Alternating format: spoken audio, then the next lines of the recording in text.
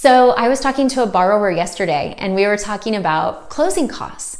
And he was really concerned because he's like, well, I don't really have money for closing costs. I only have money for my down payment.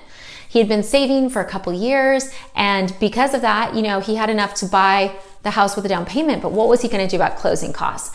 And depending on where you are in the country, closing costs can be anywhere from 2% to 5%.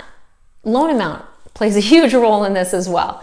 Okay, so it's very important to ask if you're getting pre-qualified, what are expected closing costs? We have a tool that we use with our system called Smart GFE, which gives us a rough estimate of what to expect in the area for third-party fees. Like my fee, I always know what it is, but title and escrow or attorneys, it varies. So you want to talk to your lender about closing costs. Now, what's important to know is that you can ask the seller to cover your closing costs, a certain percentage. So let's say, and there's different charts based on how much you're putting down that you can ask for and how much is realistic to get. Realistically, I don't see people get credits over 3% much.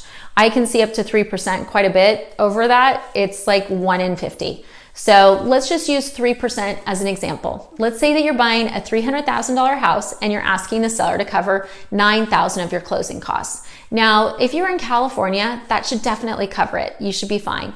Now, if you luck out and your closing costs are only $8,000, you're probably thinking, awesome, I can get a refrigerator, I can get a washer and dryer because Best Buy is going to have that sale for President's Day or whatever holiday it is, Labor Day. No, you can't. So if you have in your contract, which is what you want to go for, seller to credit buyer 3% towards closing costs, and there's $1,000 left over, you don't get it. I don't get it either. It goes back to the seller.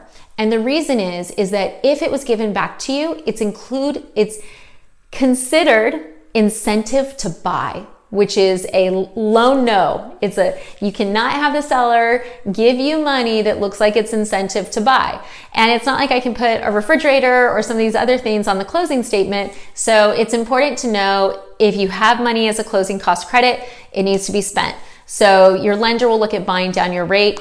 It's not uncommon that we can't spend the whole thing. We do our best, but at the same point, I'm not gonna lie to a client and be like, oh yeah, I can get your rate down an eighth by charging you this. Like if I can't get the rate down for that, we're not gonna talk about it. If I can't,